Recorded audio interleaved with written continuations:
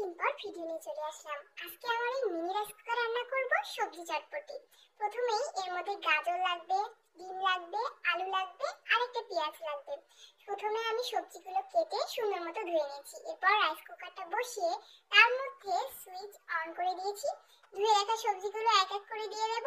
কিছুক্ষণ পর এর মধ্যে পানি অ্যাড করতে হবে। পানি অ্যাড করার পর কিছুক্ষণ নেড়ে এর মধ্যে আমি দেব হলুদ গুঁড়ো, মশলা গুঁড়ো, মরিচ গুঁড়ো, লবণ এবং গরম মশলা। এরপর এটা পানি বলক ওঠা পর্যন্ত অপেক্ষা করতে হবে। কিছুক্ষণ বলক ওঠার পর তেল দেব এবং তারপরে সামান্য সেদ্ধ হয়ে যাওয়ার পর এর মধ্যে আমি একটি ডিম ভেঙে দেব। ডিমটা দিয়ে অনবরত নাড়তে হবে, যেহেতু রাইস কুকারে করছি তাই পোড়া লাগার ভয় থাকে।